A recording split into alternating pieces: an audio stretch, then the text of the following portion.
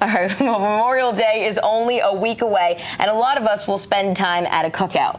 Nothing ruins a party faster than food that makes you sick. That is why we invited Ginger Wilborn to stop by. She's an environmental health specialist at the Durham County Department of Public Health. Nice to have you here. Thank you for having me. So a lot of your tips seem like common sense, but we need to reiterate them because they happen over and over again. So let's start with keeping surfaces and hands clean. You want to start off with clean hands and surfaces. You don't want to cross-contaminate, so you don't want to spread germs from one type to the other. So wash your hands, spray your surfaces, let it sit so that it'll kill those germs. Okay, so let's talk about exactly how that works. So say you're preparing some chicken. You immediately need to, as soon as you finish doing what you're doing with the chicken, wash your hands, wash the surface? Absolutely, because otherwise you could end up with salmonella cantaloupe or whatever else you follow it up with. You want to make sure that you spray your surfaces and wash your hands so you don't take anything that might not be ready to eat on the chicken and put it on anything that is ready to eat. And it's probably really good advice because I know even like me, people get out there, you get outside and you're fast. You're like, you just want to make the food and get it ready and you skip the steps that are necessary. So yeah, okay, so prepping in advance is necessary. Prepping in advance just helps you not cross-contaminate. If you cut your fruits and your vegetables before you get into the meats and the chicken, then you don't have that potential for cross-contamination. It also helps you to keep things cold because they're not sitting out. So if you prep it the day before and it sits in the refrigerator, it's not going to get too warm. It's not going to let bacteria grow. Same thing with marinating. If you marinate ahead of time, it keeps it cold and keeps it from getting exposed to other things that are ready to eat. Okay, temperature. When it gets hot.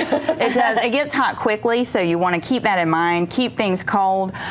We like for you to keep it at 45 or less. 41 is even better. It helps to control the growth of certain bacteria. When you cook things, keep them hot. Don't get them hot and let them cool down, so you want to keep it at 135 or higher.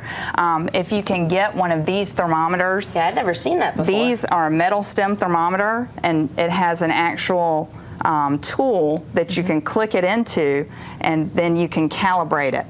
So it turns the dial, and what you do is you put it in ice water. If it doesn't read 32 degrees, which is the temperature of freezing, then you can calibrate it, and then you know that you can test your temperatures, and you'll know if you're where you should be. Mine has a little dial that tells you what poultry should be, what fish should be, you know, the different types of meats. Is that a good one to have? Yes, because different meats have different cooking temperatures to make them safe. So you would want your chicken to get cooked hotter than your fish. So yeah, that's a good, oh my gosh, can you get one of those anywhere? I believe that you can sometimes find them at stores like Walmart. Okay. I look occasionally when I'm there. We actually order those.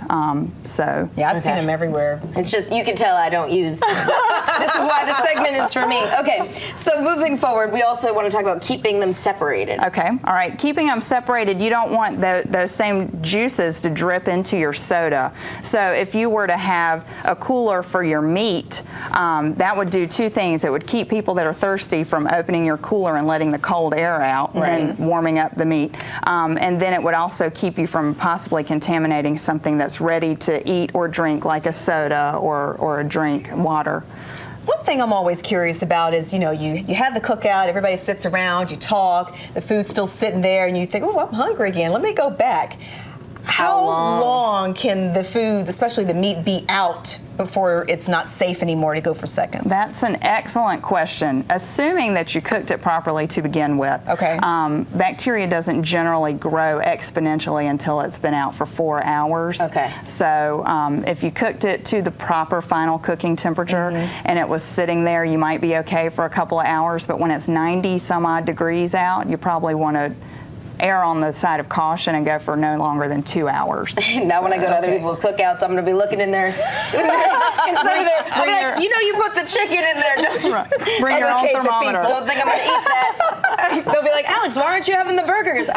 You put the chicken where the burgers were. Oh, one more thing. What about stuff with, because I'm going to a cookout. What about stuff with mayonnaise in it when it's sitting out? Is that same 2 to 4? Most mayonnaise is not homemade. It's made commercially, so it has a lot of preservatives in it. So it's okay? It's probably okay if it's homemade mayonnaise. Thank you. Be careful in your cookouts. Have a great day.